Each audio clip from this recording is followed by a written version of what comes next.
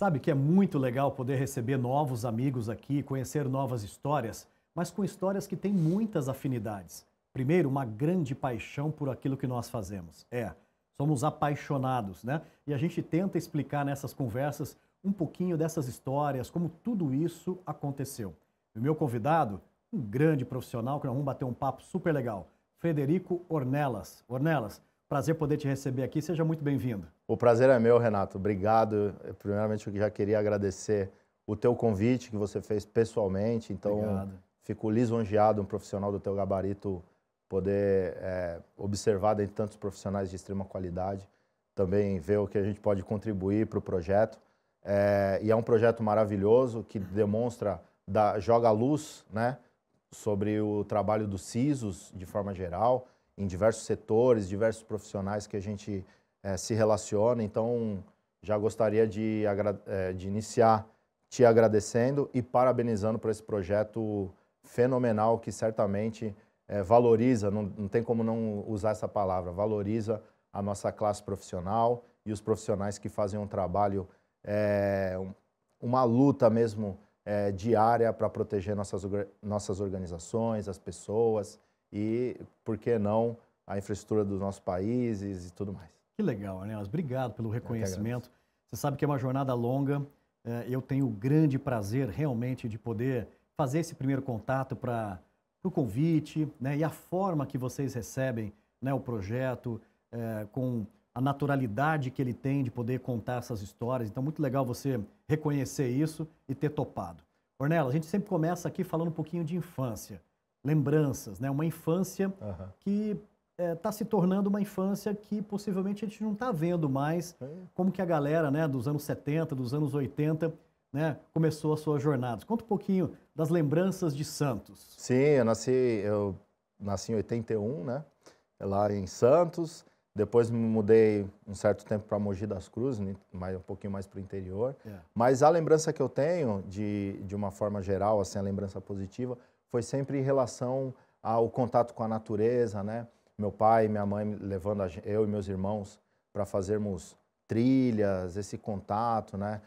Meu pai era biólogo, portanto, ele tinha essa relação com a natureza, com a parte com animais e tal. Então, ele mostrava para a gente algumas coisas que fascinava a gente como, desculpa a palavra, né? Mas como moleque, né? Então, eu e meus irmãos, então ia lá, pegava um sapo, pegava não sei o que e tal. Então virava aquela bagunça com outros amigos também. Meu pai ali fazia aquela bagunça com a gente, né? Dava aquela dramatização, né? Naquele momento. Então a minha lembrança da infância foi muito ligada a isso. Em Santos também, naquele ambiente de praia, né? Um pouquinho depois. Mas a minha lembrança que eu tenho é essa, né? Com os meus irmãos. Foi uma infância, obviamente, com muitos desafios.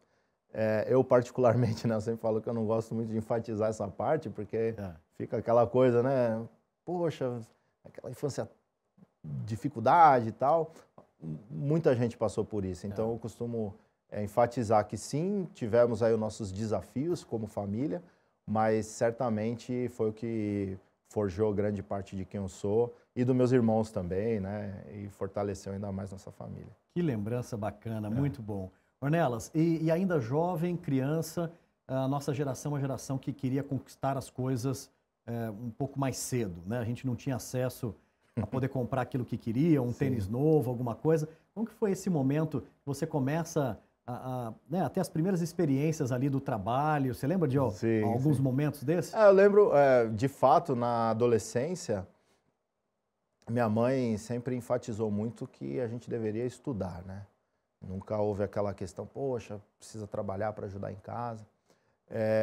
Mas naquele cenário onde você bem citou, Renato, da gente querer ter o dinheiro, né? A gente vê os amigos ali no bairro fazendo certas coisas, né? De ir numa lanchonete, de fazer algo assim. Então você também quer estar ali junto com essa turma, então precisava de dinheiro. Então a gente fazia um bico ali, outro aqui, como adolescente, né? Mas sempre priorizando muito o estudo, que minha família, né, sempre tive essa referência. Meu pai era pesquisador científico, minha mãe foi professora durante muitos anos, então a parte de educação sempre foi bastante presente, né, do estudo, de precisar se dedicar nessa parte. Mas fazia os chamados bicos, né, ali, outra aqui, o cara chamava, precisa de pintar aqui um negócio, a gente ia lá e bagunçava entre aspas, né, porque ninguém era especializado, mas a gente ia, se virava e conseguia algo para a gente fazer alguma coisa, né, obviamente que anos 80, início dos anos 90, a situação econômica não era tão favorável também, a disponibilidade a oferta, né, de trabalho, de produtos também não era algo que fosse assim uma oferta tão abundante. No entanto, a gente ia se virando dessa forma, mas foi uma adolescência assim muito positiva nesse sentido, da gente aprender o valor de muita coisa, entender o valor do estudo, né? Mesmo em meio a uma adolescência que a gente também estava muito ali na praia, praticava esporte e tal, mas a parte de estudo também sempre muito focada. E foi nessa época também, Renato, que aí já falando um pouco mais ali do colegial, que a gente começa um colegial técnico, né? Eu comecei o colegial técnico. Isso já em Mogi? Em Santos. Em Santos eu volto para Santos, Tá. Na verdade, meus pais se divorciaram, tudo. Tá. Tem uma história maior longa aí nesse meio. Então, a gente consumiria muito tempo da nossa conversa. Claro. Então, eu volto para Santos e aí estudo lá no colégio lá em Santos, que eu ingresso no processamento de dados e tal.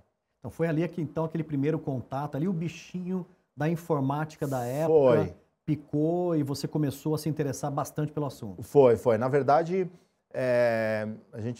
talvez a gente toque nesse assunto da minha inquietação em relação à possibilidade de desenvolvimento pessoal e como profissional, né? Tá. Então eu vou testando várias coisas, talvez a gente aborde esse assunto, mas naquele momento eu não tinha uma referência assim tão clara, por exemplo, meu pai tinha um computador, era assim. Eu falei, poxa, talvez eu tenha que estudar algo que me projete para uma carreira profissional, né? Para uma profissão, na verdade, porque até então, como adolescente, você não tem muita referência. E eu sou um entusiasta da formação técnica, né? Principalmente para quando adolescente, porque muitas vezes você não tem você tem que decidir com 18 anos o que você vai ser para o resto da vida. Né? Então, isso. Então eu sou muito fã da formação técnica. Primeiro porque a economia precisa de pessoas técnicas, né? Seja nas fábricas, nos ambientes de escritório, precisa do técnico. E falando especificamente para esse período do término da adolescência ou naqueles anos que precedem aquele caminho de ingressar na universidade e tal, é importante para o adolescente olhar e falar, pô, eu gostei disso. Ou até, pô, eu fiz o curso técnico, mas não gostei muito dessa praia, né? Então, comigo foi um pouco nessa linha pô, não sei muito bem o que é, minha mãe é formada em processamento de dados pela FATEC, mas a gente não tinha um ambiente super tecnológico em casa, entendeu? Meus pais não eram aficionados por tecnologia ou qualquer coisa assim, ou meus irmãos, né? Mas eu inicio no processamento de dados, então a gente, na época, estudava pela manhã aquelas matérias normais do colegial, à tarde era o curso técnico, então aprendíamos linguagem de programação, fluxograma, tudo aquilo pertinente à parte técnica, e algumas vezes por semana, uma média de 3 vezes por semana, à noite, permanecia na escola para fazer o estágio, obviamente não remunerado, era para ajudar ali a turma, mas eu não tenho aquele início super assim, nossa, fiquei apaixonado por aquilo. Eu falei, poxa, eu tenho que fazer tecnologia, foi uma coisa, eu tenho que fazer, né? E foram 3 anos muito bacana, e participando em feiras de ciências ali da escola, criei grandes amigos que eu cultivo aí até hoje, grandes amizades, que era ali programando em VB, né, em Delphi e tal, aquela coisa toda. Linguagens da época, né? Linguagens da época, exatamente, e participando das feiras. Então foi foi um contato muito mais intenso, sim, com tecnologia, ali entre 97 e 99, e quando eu falo, pô, que bacana isso, você programar, você vê as coisas acontecendo, né? Mas eu não era aquela pessoa, nossa, a tecnologia, eu fiquei, assim, fascinado, né, por tecnologia, mas eu falei, pô, que legal. Então, assim, foi uma coisa que o que nós falávamos sobre a parte do técnico, né? Poxa, eu nunca vi isso, o que é? Né? Será que ali com 18 anos eu ia escolher seguir uma carreira em tecnologia ou não, se eu não conhecesse? Ou seja, foi um namoro que depois foi aprimorando, você foi exatamente. Ali olhando que era um negócio bacana, mas ao mesmo tempo sabendo que aquilo ali estava te desafiando tremendamente. Sim, né? Sim, certamente, era um desafio. Era um desafio. Ornelas, então, poxa, começou a dar os primeiros passos e aí chega aquele momento, né, que você reúne um certo conhecimento e você começa a praticar. Como que foi esse momento da faculdade, universidade, início do trabalho? Como que foi o início da sua jornada profissional? Comentava que fazia estágio na escola, né? Mas o meu primeiro estágio, mesmo pelo CIEE, né, inclusive e tal, foi numa transportadora no último ano do curso técnico. Faço ali um estágio e tal, foi meu primeiro trabalho, vamos dizer assim, que com algum registro e tal. Só que no ano seguinte, em 2000, eu realizo um grande sonho que eu tinha, que era ingressar no Exército Brasileiro. Ah, você serviu o Exército. Sim, trabalhei 7 anos no Exército. Olha que bacana. Me formei como oficial R2, que a gente chama lá da arma de infantaria, né? Que é aquela especialidade do campo de batalha, né? Aquela coisa mais muito operacional, né? Do combate e tudo mais. Hoje nós chamamos de trincheira aqui no nosso... da trincheira, né? Da trincheira aqui no exatamente, no mundo onde dos estamos. Filmes, né? Exatamente. Então, legal. A infantaria é aquela tropa mais especializada, mais aguerrida e tal, né? Então, eu entro nesse curso lá em São Vicente. Eu me formo, né, como aspirante a oficial da arma de infantaria, que é a nomenclatura que se dá para esse tipo de profissional. E eu sigo alguns anos no Exército. Que fantástico. E aí, em 2001, eu ainda permaneço em São Vicente, em estágios, né, porque a gente se forma como oficial e faz os estágios que a gente fala para preparação para o corpo de tropa, para você aprender, porque o oficial ele já comanda uma fração que a gente chama, o que a gente ouve que é o pelotão, né? Sim. Então, entre 19 e 20 anos, eu já comandava o meu primeiro pelotão, né? Em torno de 30 profissionais, né? De diversas especialidades. Eu já estava ali no meu primeiro comando. E quando eu sou transferido, eu consigo escolher a vaga para uma unidade de polícia do Exército. Né? Nossa, eu ficava fascinado, né? Falei, poxa, uma unidade muito bacana. Aí eu vou para essa unidade e quando eu chego lá, na análise do meu currículo, eles verificam que eu sou formado em processamento de dados. Sou técnico em processamento de dados. Falam, pois não, então... eu ainda era aspirante, né? O famoso aspira, né? Então, aspira, pô, você vai assumir a seção de informática do batalhão. Porque toda unidade tem uma seção de informática. Claro. Hoje, certamente, está até muito mais desenvolvido. Mas naquela época era como se fosse um gerente de infraestrutura. Né? Então, cuidava da parte de redes e tal. E ali eu assumi dentro de uma unidade militar, né? E vou desenvolvendo. Tinha ali na seção mais um sargento, cabo, soldado. E a gente foi desenvolvendo esse trabalho dentro da unidade, expandindo lá para as companhias, né? Que são as frações dentro de um batalhão, pelotões, companhias. E aí a gente vai lançando a infraestrutura, cabeamento, enterrado, todo tipo de situação para fazer chegar em todas as seções do batalhão, chegar à internet, ter a rede de dados lá para que o computador, obviamente, não era tão utilizado, mas as sessões administrativas ali utilizavam, então a gente era responsável por fazer a gestão dessa infraestrutura. Né? Poxa, que bacana, né? Isso aí eu estou falando em 2001, né? Quando eu chego nessa final de final de 2001, início de 2002, quando eu chego nessa unidade. Que capítulo bonito da sua história, né? Ou seja, uniu ali o servir ao país, ao mesmo tempo juntar com uma especialidade, né, que você estava desenvolvendo na ocasião, uma vida militar super legal, mas eu vejo que você toma decisões na sua vida, né, buscando ainda mais o seu desenvolvimento. Sim, como que foi esse momento que vira um pouco aí a sua história? Eu como oficial, eu fico nessa seção de informática, no entanto, eu me vejo impulsionado aí para as operações, né, da unidade. Então, comando pelotão, comando uma companhia, comandei companhia, fui instrutor de vários cursos e estágios. Lá a gente executava missões de segurança presidenciais, né, segurança dos presidentes da República. Eu trabalhei aí durante o governo o Lula 1, se eu não estou enganado, e fiz segurança também para o presidente que antecedeu o Lula, que era o... Fernando Henrique? Fernando Henrique, exatamente. Bom. Então, a gente executou também segurança presidencial e me formei como perito criminal militar. Então, por quê? Sempre buscando um caminho. Falo, poxa, eu preciso me especializar aqui, fazer algo. Bacana. E aí eu tenho como você falou, nessa busca, eu faço a minha transição em 2007, depois de trabalhar esse tempo no Exército.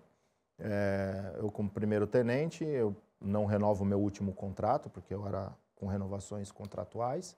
Eu não renovei meu último contrato por opção e faço a transição para o mundo corporativo. Que bacana. Então, entro numa multinacional de pneus e itens automotivos. E ali eu começo minha jornada no mundo corporativo. Ainda não em cibersegurança, mas atuando na segurança corporativa de uma multinacional. Então, essa transição foi um choque bastante grande, porque realmente eu me considero, modéstia à parte, muito vocacionado à atividade de segurança. E aí eu falo segurança como lato sensu, né? 360 graus, todo tipo. Então, eu sou vocacionado para essa parte. E aí eu chego ali, mas olhando muito segurança física, segurança eletrônica, que é toda a parte de câmeras, alarmes, prevenção e combate a incêndio. Então, eu vou me ambientando na segurança. Eu venho da área de defesa e começo a ver como é que é o mundo corporativo, inclusive com as suas particularidades, que é uma diferença brutal, né? Pelo menos naquela época, você vinha de uma unidade operacional do Exército e iniciar o trabalho numa empresa privada. Nossa, foi um marco assim, na minha carreira de aprender como lidar no ambiente corporativo. Que sensacional. E aí, o que ocorre? Eu começo a trabalhar no ambiente corporativo entre 2007 e 2008, e vou olhando, poxa, o que tem aqui no universo de segurança? Né? E tudo que eu olhava, porque a segurança, não só a cibersegurança, mas quando a gente olha para a segurança, tem um leque enorme. Então eu olhava e falava, poxa, isso aqui eu nunca vi. Eu vou tentar aprender e vou me esmerar nisso e tal. E começava a estudar aquilo, aplicar. Um exemplo prático, parte de gestão de crise e continuidade de negócio. Então, a gente teve uma crise, a empresa teve uma crise na Venezuela. Então, foi montada uma força-tarefa com mexicanos e brasileiros para apoiar lá numa gestão de crise. E eu fui, porque eu estava estudando, eu estava muito envolvido com essa parte, que eu não tinha visto muito forte no Exército. Então, acabei ali, eu estava fazendo esse trabalho, falando, pô, você é a pessoa para ir para lá. Então, a gente foi um período aí de quase 3 meses, bastante duro, assim, das atividades, a rotina, porque realmente era uma crise bastante intensa, paralisou realmente a operação, mas foi ali que eu comecei a entender de planos de continuidade de negócio, gestão de crise e aplicar na prática. Né? Poxa, que bacana. Unindo todos esses conceitos, práticas que você estava, né, vivenciando tudo aquilo e um pouco desse instinto também, né, que a gente, queira ou não queira, tem, você acabou de reconhecer um pouco isso. Ornelas, e aí chega o momento do mercado corporativo, muita resiliência na bagagem, né, muita cultura de disciplina, de trabalho em time, e aí você vai para o mundo corporativo, né? E como que é essa relação e quando que cyber começa a predominar aí as suas atividades no mercado corporativo? Sim, sim. Então, nessa passagem por empresas e sempre olhando o que eu precisava melhorar ou aprender, então eu olhava, poxa, tem essa atividade, por exemplo, de inteligência. Nossa, que legal, eu tenho que estudar isso. E aí eu buscava uma empresa onde aquela atividade fosse mais intensa, né? Porque cada tipo de negócio tem a área de segurança, ela vai estar mais inclinada a fazer atividade de inteligência, ou mais segurança física, ou cibersegurança. Então eu olhava para essas empresas e colocava aquilo como alvo. Então passei por empresas, inclusive, que nós tínhamos os processos de segurança que eram impostos pelas bandeiras, né, de cartões, que depois veio ser o padrão PCI, né? Então não era nem o PCI ainda, a gente tinha que atender auditorias de Visa, Amex, Mastercard, né, para cada certificação para poder produzir os cartões, e depois unificou tudo e estabeleceu o padrão PCI. Então passei também por essa empresa. E, em dado momento da minha carreira, eu já tinha passado por várias áreas. Como eu disse, Renato, eu aprendi um pouco aqui, um pouco ali, e aí eu me deparo com a parte de cibersegurança. Eu falei, poxa, eu tinha, lógico, eu tinha um conhecimento, mas não tinha uma bagagem prévia muito forte em cibersegurança. Já tinha trabalhado com proteção da informação, a segurança da informação não no ambiente cibernético, né, no ambiente digital, mas esse conceito de segurança da informação era muito presente, mas não da cibersegurança. Então eu me deparo, porque nessa empresa eu era o CSO, então eu observava todas essas matérias, eu tinha segurança física no meu guarda-chuva, eu tinha prevenção de fraude, tudo aquilo que eu aprendi. E aí se descortina a cibersegurança. E aí eu olho aquele mundo e falo assim, caramba, agora eu realmente me apaixonei. Que legal. Então a parte de cibersegurança, ela é uma área muito desafiadora, por motivos óbvios, né? Tanto do ponto de vista técnico, quanto das ameaças que existem hoje, então, e do ponto de vista estratégico nas organizações.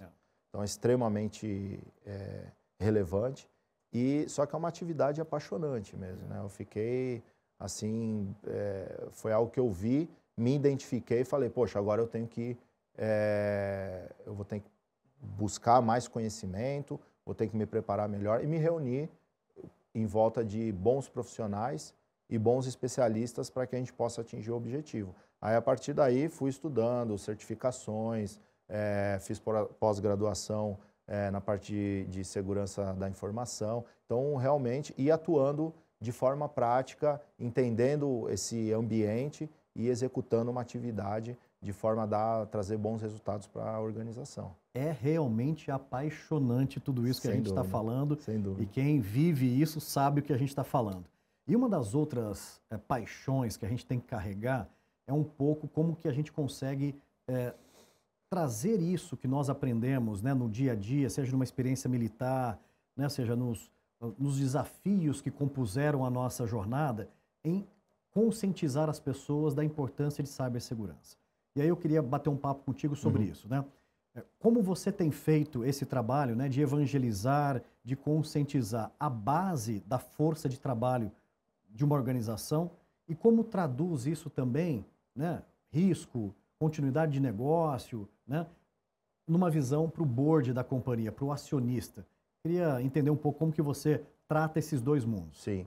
Eu vejo que a conscientização, de uma forma geral, em maior ou menor intensidade ou escala, a cibersegurança ela está presente, deve estar presente em todas as organizações e o nosso dia a dia também, se tornou uma extensão. A gente já não consegue mais dividir muito a nossa vida no ambiente físico com o ambiente digital, a gente está sempre dependendo de alguma tecnologia, algum dispositivo, e na organização não é diferente. No entanto, a gente tem as pessoas executando esses trabalhos.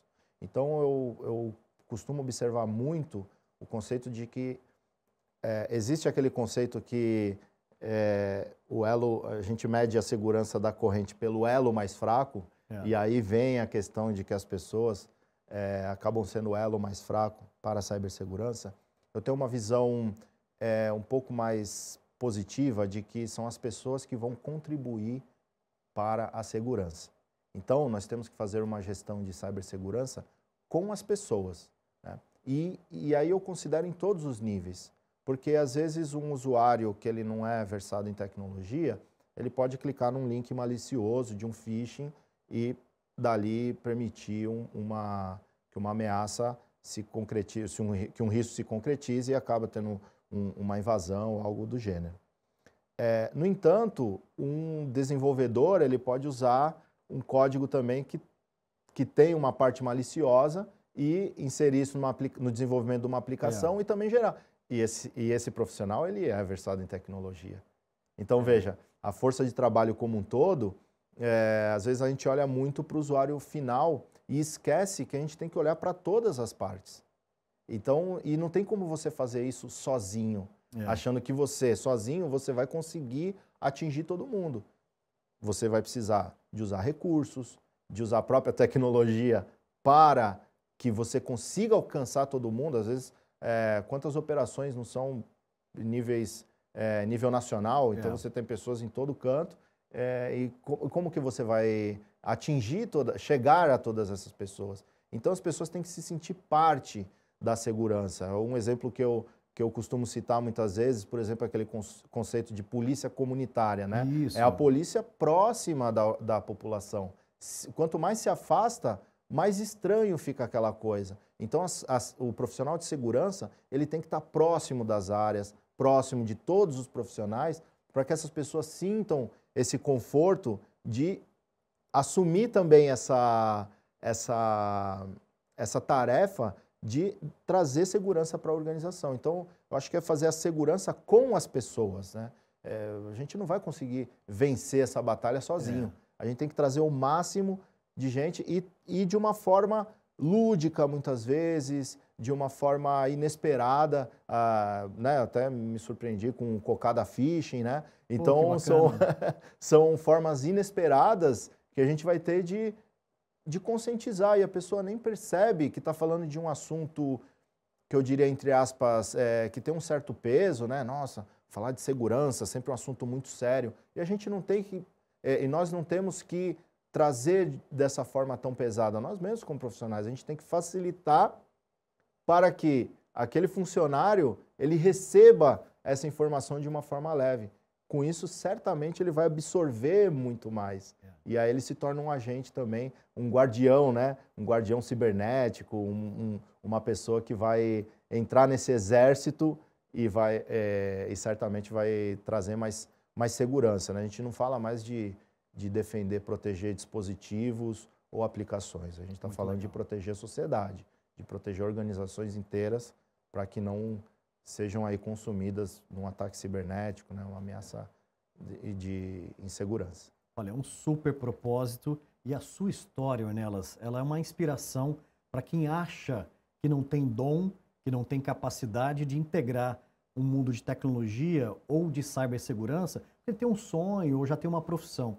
E um dos nossos grandes objetivos aqui, né, é divulgar uma carreira em cibersegurança, né, desmistificar algumas coisas, né? Eu queria que você deixasse uma dica para quem está, talvez, já com uma carreira rodada e às vezes olha para trás e fala assim, pô, esse mundo de cyber é legal. Ou alguém que está começando olha e fala assim, poxa, eu acho que aqui seria um caminho. O que você diria para essas pessoas? Eu diria que não pode ter medo. Né? Sem medo. Não pode ter medo, não pode ficar... porque quando a gente olha para a cibersegurança, nós vemos diversas áreas, tecnologias, perfis profissionais, e isso tudo certamente assusta. Certamente vai assustar. O profissional que está em início de carreira, ou que muitas vezes está fazendo uma transição de carreira, né? Poxa, estou em determinada área, mas conheci a área de segurança da informação e quero atuar nessa área. O mais importante é não ter esse medo de encarar. Porque você, às vezes, você pode ter muita capacidade em uma determinada tecnologia. Se você for para outra empresa, a tecnologia pode mudar e você vai ter que aprender de novo, mesmo sendo, muitas vezes, um especialista. Então, a gente está... é você se colocar numa posição de que você está sempre aprendendo. Você tem que se cercar de bons professores ou mestres, né? que vão te ensinar alguma coisa, independente do nível que a gente esteja. Isso é muito importante. E se cercar de bons profissionais. A gente, como o CISO, hoje, ele precisa ser na minha visão, obviamente, ele precisa ser um maestro de uma orquestra. Então, você vai ter profissionais que podem, por vezes, né, vai olhar e vai falar, poxa, mas esse profissional, ele é muito bom tecnicamente, só que ele precisa desenvolver outras soft skills para ele ser um gestor. E, às vezes, esse profissional ele não quer ser um gestor. Ele ama fazer o que ele faz. E, às vezes, o gestor, ele pode ficar num ambiente muito técnico. Porque se eu não colocar as pessoas certas nos lugares certos, onde elas vão desenvolver melhor a atividade delas, eu corro esse risco de formar um técnico e ele ser um mau gestor e ter um gestor que vive no ambiente técnico. Então, eu acabo cruzando isso. Então, o profissional, ele precisa, o que eu diria em resumo? Ele precisa olhar o que ele quer dentro de cibersegurança e não tem problema, na minha visão, se ele quer ser um técnico, um cara super especializado, ou se ele quer ser um gestor. Ambos precisarão recorrer à educação, à formação, porque às vezes eu posso ter muito técnico e posso precisar fazer cursos de liderança e tal para ser um gestor, e vice-versa. Então, eu preciso recorrer à formação, né? A educação, ela vai estar presente, eu me arriscaria a dizer, em toda a carreira do profissional de cibersegurança. É um mar que não acaba, né? Que legal. Vida pessoal, vida profissional se fundem e a gente carrega no coração e na mente pessoas. Pessoas que passaram pela nossa vida, que nos ensinaram muito, pessoas que a gente guarda no coração. Quem são essas pessoas, Ornelas? Certamente, eu não tenho uma pessoa, porque são alguns anos, então várias pessoas permitiram me tornar quem eu sou e sempre tentaram extrair a minha melhor versão. Então, certamente minha esposa, minha filha, meu filho, são pessoas que eu tenho um amor profundo.